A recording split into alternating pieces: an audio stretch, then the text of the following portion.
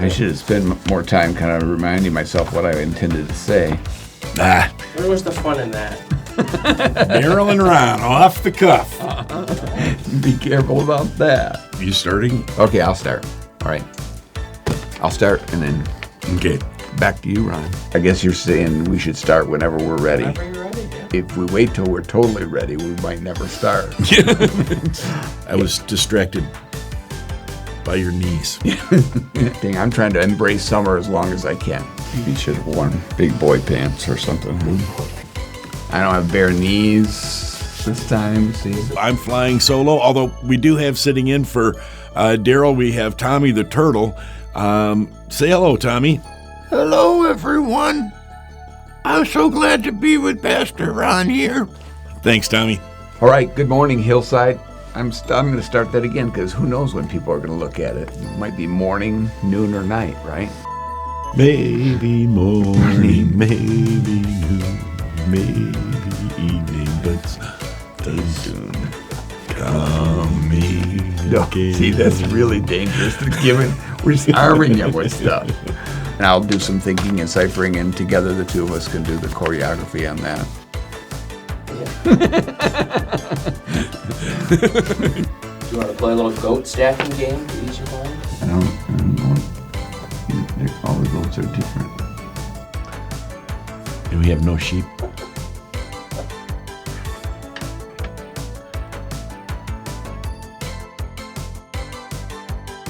I am impressed. That's it.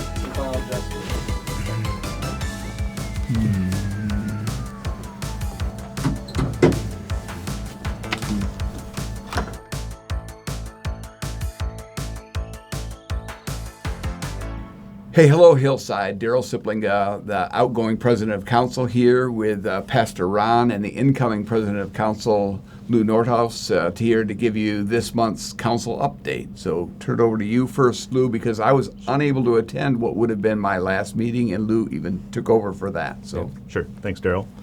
First of all, Krista and Noyes stopped by the council and gave us an update on the kids' camp.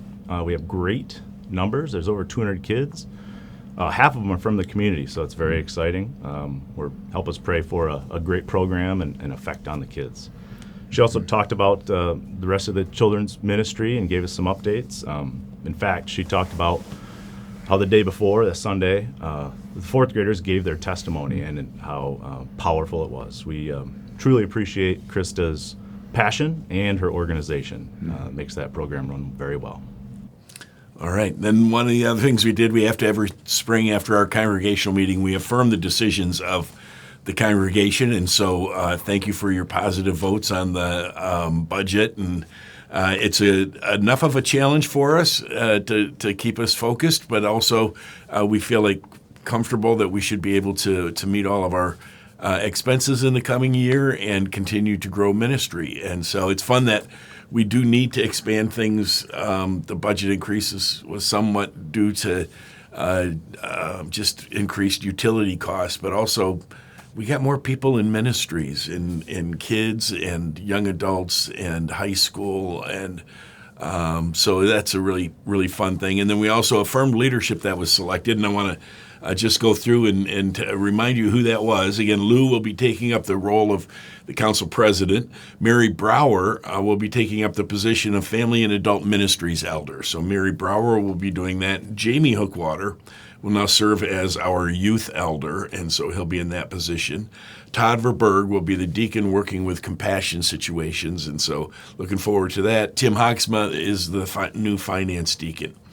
Then we had shepherd leaders and service leaders who were selected as well. Shepherd leaders Phyllis Mose, Kara Hoffman, Sarah Northouse, Sandy Langeveld, and then service leaders Paul Mose and Elwin Kaminga. So really excited about the new folks coming on, and so thankful for those of you who were serving. We are so blessed with having people willing and able to serve well here at Hillside, so thank you. Yeah, it is a great group, and I want to thank Daryl for his leadership in the last couple years. He led us through a lot of proactive discussions, and through discussion, we were able to get to a lot of consensus. So truly appreciate that. And on the group of leaders, lots of good people there. That Hookwater and the 2 Northhouses are a little suspect, but we'll try to move on. Okay. Yep. We'll keep an eye on them. Yep. Anyways, at the last council meeting, the Deb updated us on the kitchen. Scrambled a little bit, some back order equipment, but it finally came in, and it's being hooked up. And the prayers to get it ready for kids camp appear that they will be answered. So that was the critical piece. Yeah, cool. In fact, we just before recording this, we got a chance to take a peek in there, and it's really coming together. Fun to see that.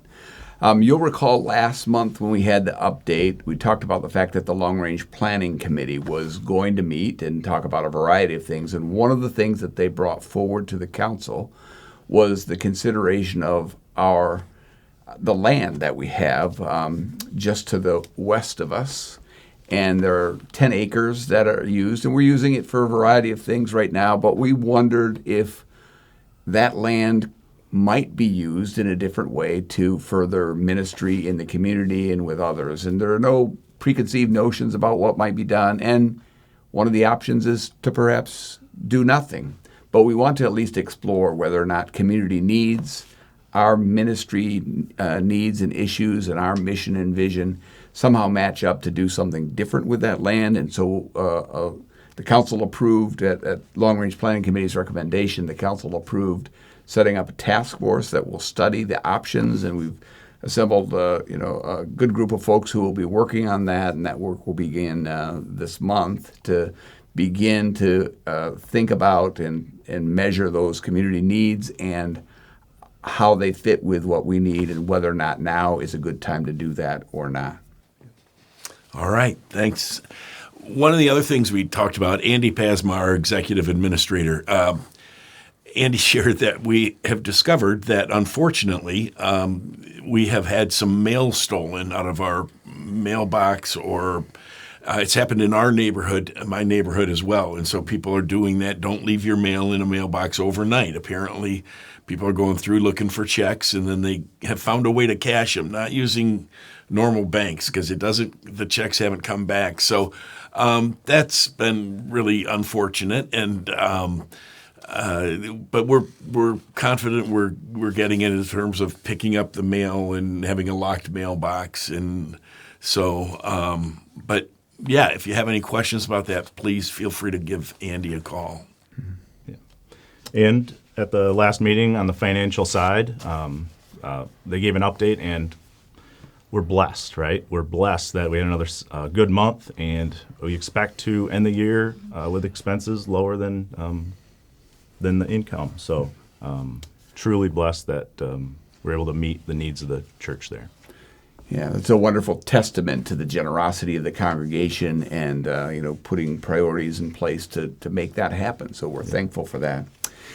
Pastor Ron asked me to not give a lengthy farewell address, and so I'm not going to give a lengthy farewell address, and we're all thankful for that. But he asked me to reflect on 3 things. What did I enjoy most about being council president? What was the most challenging? And if there's any message kind of moving forward. So I've reflected a little bit about that. And hard to pick just 1 or 2 things about what I enjoyed most, but maybe it's encapsulated by thinking about how people are plugged into ministries and folks just step forward. And it's wonderful to see God's outpouring of gifts to his people, and those gifts then being used to make a difference in kids' lives. And I was there to see the testimony of those 4th graders, and just to think about the impact those volunteers had on those young lives was, it's just a blessing. And when I see professions of faith happen, it just, warms my heart to see the impact that we have on everyone as we all seek to grow. So that's that's an encapsulation of one of the great things. And, I get to have a ringside seat in that, and that's a real blessing. What was most challenging, I think the most challenging things came from outside of Hillside, not from Hillside itself. And, as we think about, the growing over the last 10 or 12 years, even the growing kind of societal divisions that we see, and sometimes that could have a mark on on impacting us negatively. Fortunately, they did not, and we were able to overcome those, and some of them even in the discussions and decisions on the denominational side, those external factors. Those were challenging, and it created some activity that was less than focused on ministry and meeting the needs of people. So the most challenging, but again, I'm thankful for the way Hillside and Hillside leadership responds and continues to respond to those things, which leads me to my last thought. In conclusion, people like to hear that in a sermon, and they like to hear that in a message like this. In conclusion, and that often goes on long, which you'll see in a minute. Many of you know that I spent my career working for the YMCA, and I have in my home and a couple of places an 1895 logo that the YMCA had, and I still hold on to it. And at the very center of that, there's an open Bible, open to John 17:21. And it's kind of abbreviated that they all may be one. But if you look at John 17:20 and 21, it's my prayer, Jesus' high priestly prayer. My prayer is not for them alone. I pray also for those who will believe in me through their message, that all of them may be one, Father, just as you are in me and I am in you. May they also be in us, so that the world may believe that you have sent me. And so as we think about how we minister together, we're blessed with a variety of perspectives on different things in Hillside. But as we minister together, I think we can be a grand representation of Jesus' wish in his high priestly prayer, that they all may be one, not just to be one, but so that the world will know and know. So that's my hope and challenge for us all together as we move forward in the next several years, and appreciate the opportunity to be engaged in that and watch that happen. So, on behalf of staff, council, Daryl, thank you for being willing to serve and use your gifts in this area. You were a blessing to us in so many different ways, and so thank you for that. I do think you missed that I intended you to say what you enjoyed was working with me. No. I left that off. I figured that was a given, and we didn't need to talk about that because everyone would know. Then I wanted to conclude by saying, happy trails to you. Ba-doo, ba-doo. Oh, boy. Until we meet again. Do-do-do-do. That's enough of that from both of us. Yeah, He's going to use it, I know. Have a blessed week. Thanks. Thanks.